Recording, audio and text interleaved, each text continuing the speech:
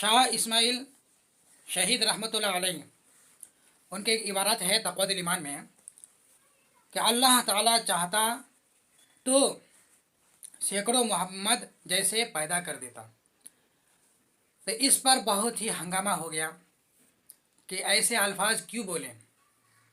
अल्लाह ताला की कुदरत को बताने के लिए क्या अल्लाह ताला पर इल्ज़ाम लगाना ज़रूरी है? लेकिन बात दरअसल ऐसी नहीं है।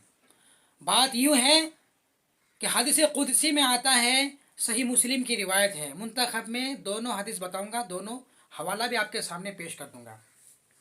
आप सल्लल्लाहु अलैहि वसल्लम फरमाते हैं, लव अन्ना अव्वलकुम व आखिरकुम, अगर तुम्हारे अगले पिछले, वो भी हदीस कुदसी में, व इंसाकुम व जिन्नाकुम, इंसानों और जिन्नाते सब, कानु अला अतका कल्ब रजुल वाहिद मिनकुम, उस शख्स की तरह हो जाए, उस हस्ती की तरह हो जाए जो सबसे ज़्यादा अल्लाह ताला का डर रखने वाला हो, सबसे अच्छा आदमी जो हो उसके तरह हो जाए। तो इससे क्या होगा? मा ज़्यादा ज़ालिका फी मुल्की शया, अल्लाह ताला की बादशाहियत में ज़र्रा बराबर भी इजाफा नहीं होगा, नहीं होगा। तो ये बात कहने की क्या ज़रूरत है? और कहे तो किस शख्स की मिसाल दी है? जो नबी करीम सल्लल्लाहु अलैहि वसल्लम अल्लाह के पैगंबर हबीब है, उससे ज़्यादा परहेजगार मुत्तकी कोई हो सकता है क्या? नहीं हो सकता है भाई। तो अल्लाह ने कहा इन जैसा सब हो जाए तो भी अल्लाह ताला के बादशाहत में इजाफा नहीं कर सकते हो तुम।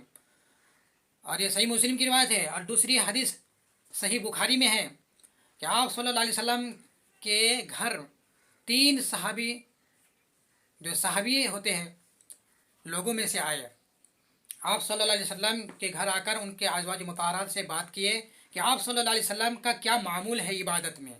तो उन अज़वाज मुताहरात जो आप सल्लल्लाहु अलैहि वसल्लम के घर में थे, उन्होंने कहे कि आप सल्लल्लाहु अलैहि वसल्लम यूँ इबादत करते हैं, सोते भी है, नमाज भी पढ़ते हैं और आराम भी करते हैं और शादी भी करते हैं, निकाह करना सुन्नत है, घर परिवार चलाना, और फिर आप सल्लल्लाहु अलैहि वसल्लम रोज़ा रखते हैं, फिर इफ्तार भी करते हैं, यही आप सल्लल्लाहु अलैहि वसल्लम का सुन्नत तरीक़ा है।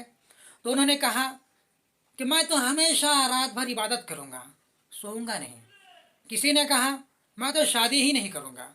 किसी ने कहा कि मैं रोज़ा ज़िंदगी भर रखूँगा, इफ्तार नहीं करूँगा। ये भी कोई बात हुई? तो आप सल्लल्लाहु अलैहि वसल्लम को पता चले तो आप सल्लल्लाहु अलैहि वसल्लम ने कसम खाकर फरमाए, अमा वल्लाहि इन्नी लअख्शाकुम लिल्लाहि व अतकाकुम लह, कि अल्लाह की कसम तुम में सबसे ज़्यादा अल्लाह का खौफ मेरे अंदर है और मैं सबसे ज़्यादा अल्लाह से डरने वाला हूँ। तो ये बात से समझ में क्या आई? और आगे फरमाए, फमन रगिबा अन सुन्नती फलैसा मिन्नी, जो मेरे इन तरीक़ों से, जो मेरा तरीक़ा है, इनसे एराज़ करे वो मेरे मुझ में से नहीं है। तो आप सल्लल्लाहु अलैहि वसल्लम फरमाते हैं मैं सबसे ज़्यादा परहेज़गार अल्लाह से डरने वाला हूँ। तो हदीस से वाज़ेह हो जाती है ये बात कि अल्लाह ताला ने हदीस कुदसी में फरमाए कि अल्लाह ताला ऐसा करने पर कादिर है कि तुम सब वैसे हो जाओ, तो कोई फ़र्क नहीं पड़ता। लेकिन इससे ये नहीं होता है कि मोहम्मद जैसे मोहम्मद और बनाएंगे, अल्लाह नहीं बनाएगा, लेकिन करने पर कुदरत रखता है, कुदरत उसके ख़त्म नहीं हुए। जैसे अल्लाह ताला 50,000 साल के बराबर क़यामत का दिन करेगा।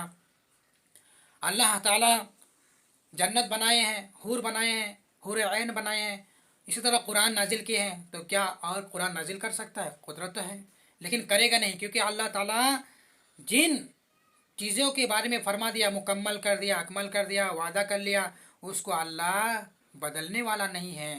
इसीलिए अल्लाह ताला नहीं बदलेगा। तो इसका मतलब ये नहीं होता कि कुदरत ही ख़त्म हो गया, बल्कि कुदरत है, उसको कुदरत है।